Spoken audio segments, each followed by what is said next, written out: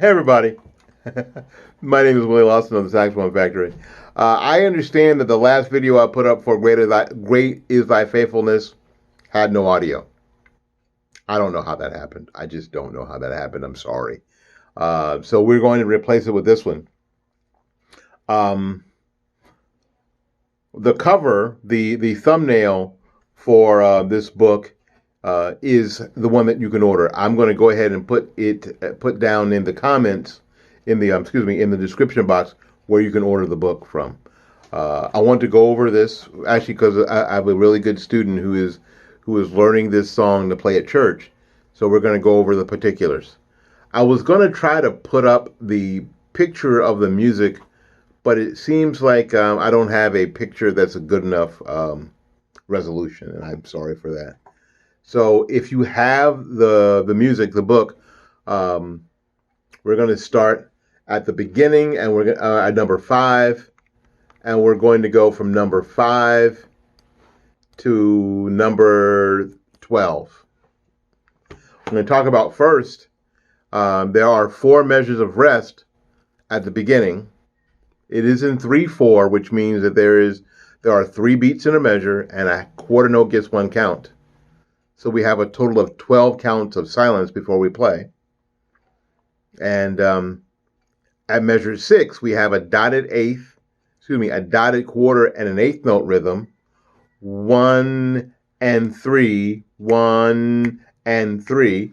Notice that we have that at measure 6 and at measure 10. Okay, at measure 11, we have an F sharp that is not in the key signature, so we call that a what? An accidental. It's not really an accident. It's just what the composer wanted. Okay, it's an accidental because it's a note, a changed note that's not in the key signature. So the first part we're going to play from number 5 to number 12. Ready? Here we go. 1, ready, go.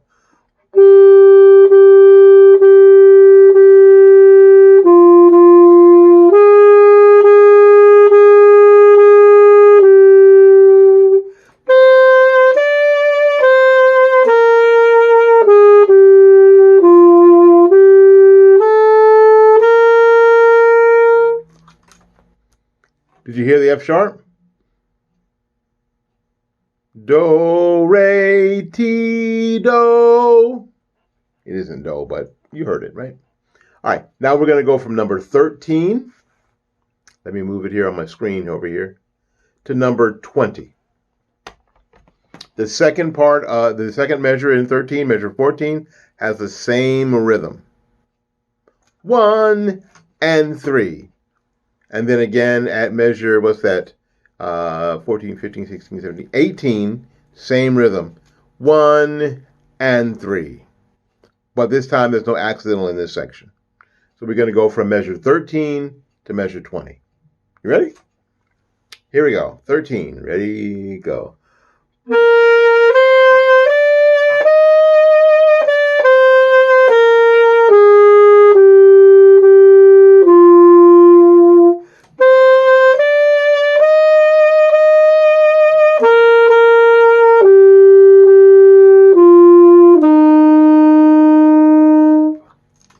Did you get it? Did you get the high C? The high C is just the C fingering with the octave key. That's it. Okay? We're going to play higher than that later on. Let's go from measure 21 to measure 28. Now, if for some reason I'm moving too fast for you, stop the video, work on that section, and then start the video again. Okay? Measure 21 to 28. We have a different rhythm at measure 22 and 24. It's a dotted 8/16. 1 to 2, 1 to 2, 1 to 2. Okay? Here we go. That rhythm again. 1 to 2.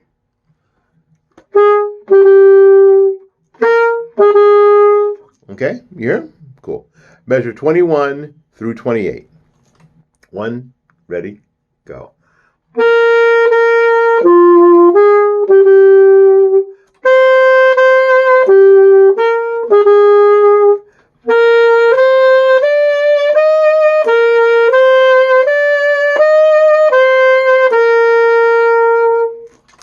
All right, get it?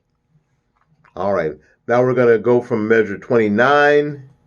What is that? 30, 31, 32, 33, 34, 35 to 36. Measure 29 to 36. Because right there, at the end of that, there's something very special that we have to make sure that we are aware of. There's a key change. All right. From 29, we're back to our dotted eighth rhythm, 1 and 3. We've got that in measure 30, 31, 32, 33, 34, and 34. With our high C, the regular C fingering, and the octave key. Here we go. Measure 29. 1, ready, go.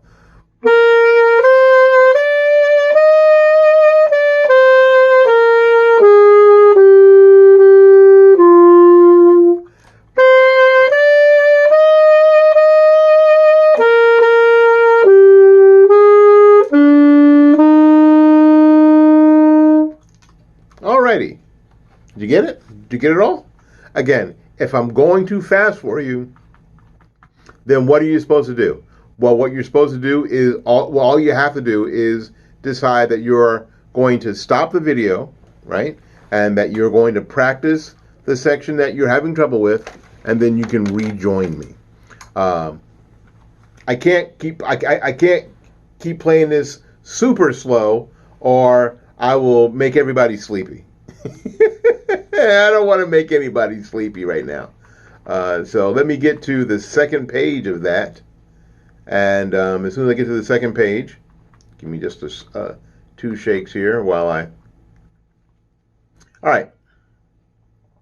Now, while I'm doing this, what's really important and been super important in this, and I appreciate everybody who's signed up for the Saxophone Factory, because without you, there'd be no Saxophone Factory, and there'd be no studio. So I'm really excited about the number, and there are a lot of us here on the Saxophone Factory right now. A lot of us. There are over 500 people subscribed to the Saxophone Factory. It is easily my biggest channel, and I appreciate every single one of you. All right, let's get to measure 41. If you look at measure 41, there are now 2 sharps in the key signature. In the beginning, there weren't any sharps or flats. Now there are 2 sharps. If there are 2 sharps, what are they?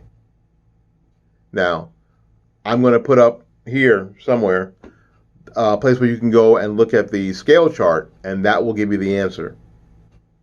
But I'm going to give you the answer right now. If you have 2 sharps, you're going to have an F sharp and a C sharp. Isn't that great? It's never going to be something weird like E sharp and B sharp. If you have 2, it's going to be F, and C sharps. And that's what you have. So we're going to play from measure 41 to measure 48. Here we go. Our first note is one of our changed notes, F sharp. 1, ready, go.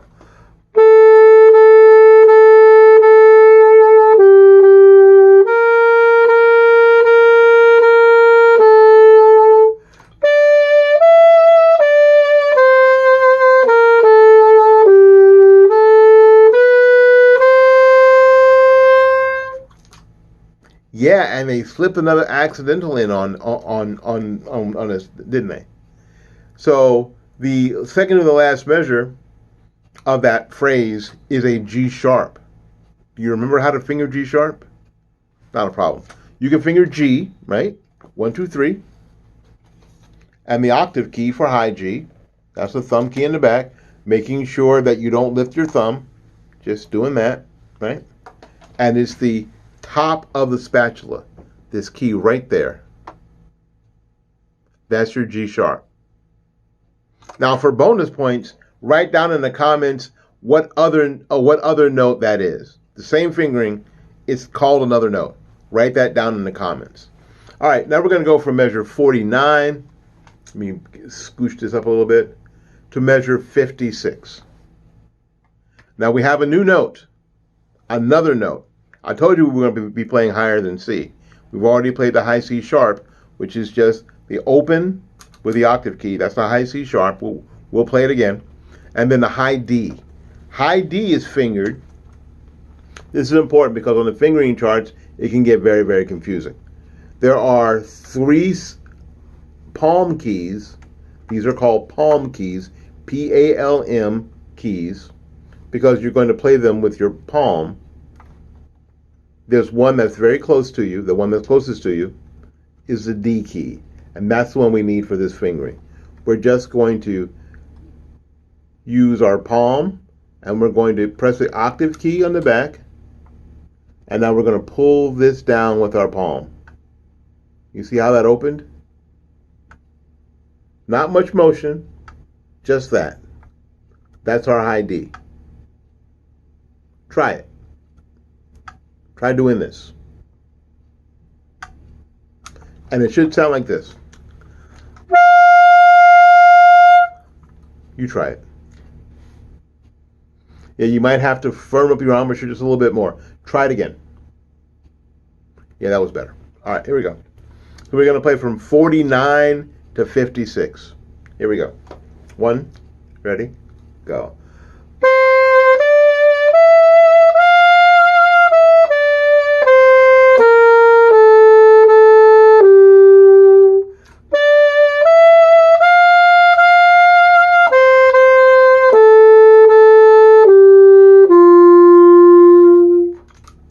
Okay, you got it? All right. Now we're going to play from 57 all the way to 66. The dotted 8th, 16th note rhythm has returned. 1 to 2, 1 to 2. Okay, that's returned. So now we're going to play from measure 57 to measure 66. Here we go. 1, ready, go.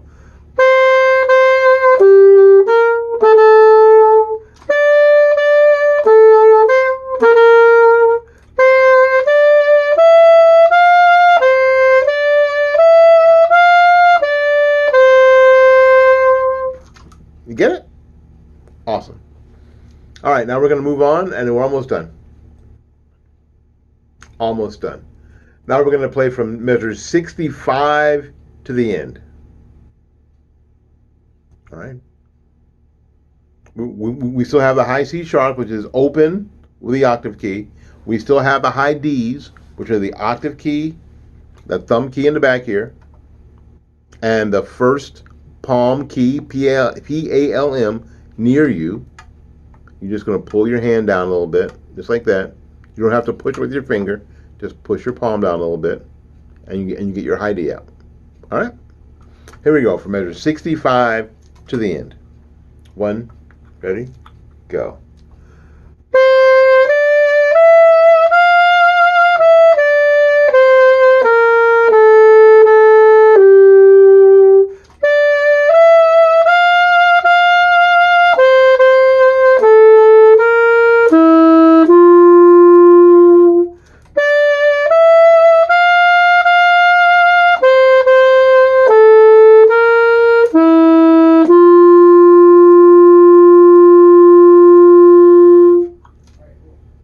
And there you go. And that's how you work on it. A little bit at a time. You see, we did one section at a time until where we could put it all together. Okay? Sounds easy. Now I'm going to play the whole thing all in one piece. Would you like that? Yeah, me too. Hang on a second. All right, we're going to try something we haven't done before. We're going to try to play this with the accompaniment. We got it all on the stand. We hope you enjoy it.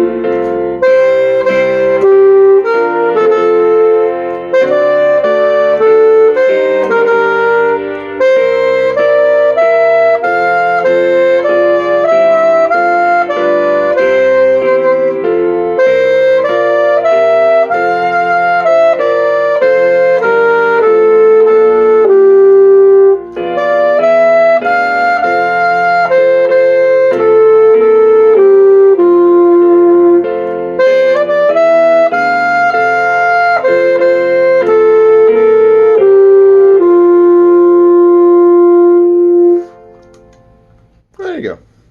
Hope you liked it.